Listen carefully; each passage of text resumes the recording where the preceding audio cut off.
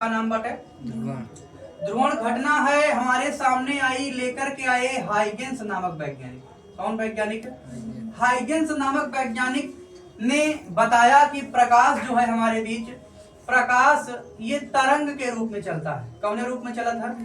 तरंग के रूप में चलता है। और तरंग के रूप में चलता है इससे पहले बताया था सर आइजैक न्यूटन नामक व्यक्ति ने, ये जिसकी किताब थी प्रिंसिपिया। किताब का नाम रहा प्रिंसिपिया नामक किताब में सर आइजैक न्यूटन नामक वैज्ञानिक ने बताया कि प्रकाश जो है वो किस रूप में चलता है, वो कणों के रूप में चलता है, जिसका समूह क्या कहलाता है? किरण कहलाता है। क्या कहलाता है? मतलब प्रकाश जब वहां चला था पार्टिकल के रूप में, जेका सामूहिक रूप में कह सकी थी, किरण कह सकी थी रे। हमने पढ़ा है रे ऑप्टिक्स, हम पढ़ रहे हैं कौन ऑप्टिक्स? Wave optics. कौन ऑप्टिक्स? Wave optics. और इसी वेव ऑप्टिक्स में अभी तक घटनाओं की व्याख्या हो चुकी है, जिसका क्या नाम था? व्यतिकरण। कौन सी घटना थी? व्यतिकरण। और दूसरी घटना थी हमारे बीच, जिसका क्या नाम था? विवर्तन। इस घटना में प्रकाश की जो तरंगे थी उनका अध्यारोपण होता था। कौन रोपण होता था भैया? अध्यारोपण होता था। और इस घटना में प्रकाश अवरोध से, किससे भैया? अवरोध से मुड़कर निकल जाता था। कैसे निकल जाता था? मुड़कर। तो प्रकाश का किसी अवरोध से मुड़कर निकलना क्या कहलाता है? विवर्तन। और तरंगों के अध्यारोपण से कहीं तीव्रता ज्यादा और कहीं तीव्रता कम हो जाती है, प्रकाश की यही घटना क्या कहलाती थी? व्यतिकरण कहलाती थी। यहाँ पर हमने पढ़ा था संपोषी व्यतिकरण। कौन व्यतिकरण? संपोषी। और एक व्यतिकरण था जिसका क्या नाम था? विनाशी व्यतिकरण। यहाँ विवर्तन में हमने पढ़ा था फ्रेनल विवर्तन। कौन विवर्तन? फ्रेनल विवर्तन। और दूसरा था फ्राउनहाफर विवर्तन। का नाम रहा होगा? फ्राउनहाफर विवर्तन। सही बात किया है। अच्छा, इन सभी घटनाओं में प्रकाश किस रूप में चल रहा था? तरंग के रूप में चल रहा था। प्रकाश की प्रकृति पूछ ली जाए कि विवर्तन और व्यतिकरण घटना की व्याख्या करने में प्रकाश की कौन सी प्रकृति प्रयुक्त होती है, तो हम बताएंगे कि प्रकाश की तरंग प्रकृति प्रयुक्त होती है। अब प्रकाश की तरंग प्रकृति जब उपयोग में लाई जाती है तो तरंगे भी हमारे पास भैया एक होती है अनुदैर्ध्य। कौन तरंग है?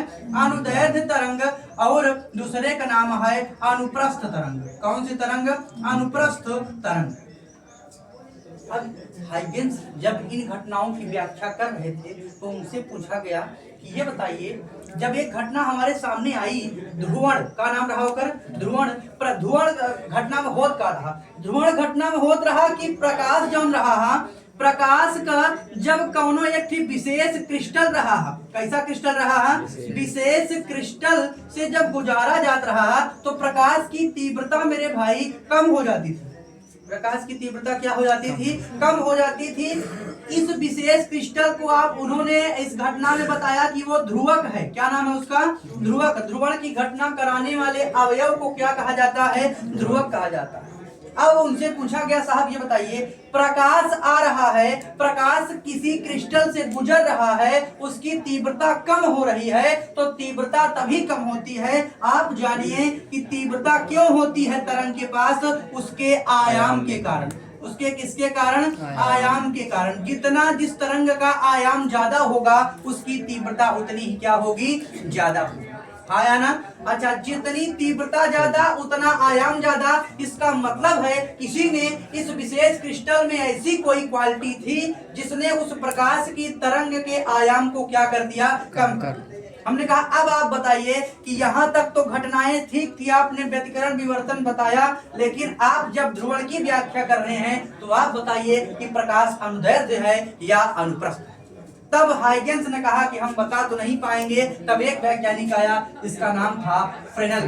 का नाम रहा? फ्रेनल। उसने बताया कि ध्रुवण नामक घटना की व्याख्या, कौन सी घटना? ध्रुवण नामक घटना की व्याख्या मेरे भाई तभी संभव है जब प्रकाश को क्या माना जाए? अनुप्रस्थ माना जाए। क्या माना जाए? अनुप्रस्थ माना जाए। तो आपसे यह पूछा जा सकता है कि ध्रुवण नामक घटना प्रकाश को किस प्रकृति का मान करके सिद्ध होती है, तो आप बताएंगे कि ध्रुवण नामक घटना की व्याख्या प्रकाश को फ्रेनल के अनुसार अनुप्रस्थ मान करके सिद्ध होती। यहाँ तक की कहानी क्लियर है? अच्छा, अब ध्रुवण नामक घटना में अनुप्रस्थ क्या है? व्हाट इज अनुप्रस्थ? भैया ध्यान दिया, अनुप्रस्थ में क्या की जाए? आप जानिए अनुप्रस्थ, कौन प्रस्थ?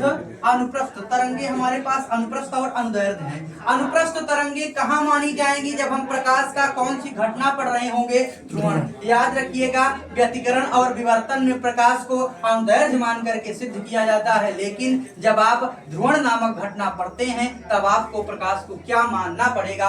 अनुप्रस्थ मानना पड़ेगा, तभी ध्रुवण नामक घटना की व्याख्या हो पाती है, अन्यथा आप ध्रुवण की व्याख्या नहीं कर पाएंगे। क्लियर बात? या पेपर प्रश्न भी आपसे यही करता है कि आप ये बताइए कि किस ध्रुवण नामक घटना की व्याख्या निम्न में से प्रकाश को किस प्रकृति का मान करके सिद्ध किया जाता है? तो आप बताएंगे कि अनुप्रस्थ तरंगे। प्रकाश किस रूप में चलेगा? अनुप्रस्थ। किसने बताया? फ्रेनल नामक वैज्ञानिक। कौन सा वैज्ञानिक था भाई? फ्रेनल। अच्छा, फ्रेनल नाम। अनुप्रस्थ होता क्या है मेरे भाई? आप जानिए, तरंगे हमने देखा है कि तरंग ऐसी चलती है, आपने देखा है? अच्छा, आदर्श अगर तरंग इस रूप में चलती है तो हम जानते हैं तरंग इस रूप में भी चलती है। बोला हाँ या ना? सांप देखिए ना, सांप ऐसे वेव के रूप में चलता है। अच्छा, आप जानिए कि जब तरंगे ऐसे चले, ऐसे का मतलब ई अगर कण जाता है, कहा जाता बाटे कण के गति की दिशा है, तो जो तरंगे कण के गति की दिशा के लंबवत कंपन करेंगी उनको हम कहेंगे वो तरंगे अनुप्रस्थ कहलाएंगी। कौन सी तरंग कहलाई? अनुप्रस्थ। मतलब जो तरंग किसी कण के कंपन की दिशा के लंबवत कंपन करेंगी उन्हें हम क्या कहलाएंगे? कौन तरंग कहा गया? अनुप्रस्थ तरंग। और जो जिन तरंगों में कण का कंपन तरंग की दिशा के या कण की दिशा के समांतर होगा, मतलब कण आगे जाता है तो एक समांतर कंपन करें, तो ऐसी तरंगे क्या कहलाती हैं? अनुदैर्ध्य तरंगे कहलाती हैं। कौन तरंगे कहलाती हैं? अनुदैर्ध्य तरंगे। क्लियर है बात? तो हिया प्रकाश का काम माना गया है? अनुप्रस्थ माना गया है। मतलब कण जौन कंपन करी उत्तल के थीटा कई डिग्री रही? 90 डिग्री होना चाहिए। कि कण जौन कंपन करे मतलब पार्टिकल जो कंपन करे वो जो गति की दिशा है, वेव की दिशा है, डायरेक्शन, अगर वेव ऐसे चल रही है तो कण कैसे कंपन करने चाहिए? ऐसे, ना कि ऐसे कंपन करे। बात हमारा समझा था? ऐसे ऐसे कंपन न होए, कंपन ऐसे ऐसे होए, तो ऐसी तरंगे क्या कहलाती हैं? अनुप्रस्थ तरंगे। इनका प्रयोग कहाँ किया जाएगा? ध्रुवण। ध्रुवण की व्याख्या करने के लिए अनुप्रस्थ तरंगों का ही प्रयोग किया जाता। अच्छा, इतनी बातें क्लियर है? नहीं बताओ।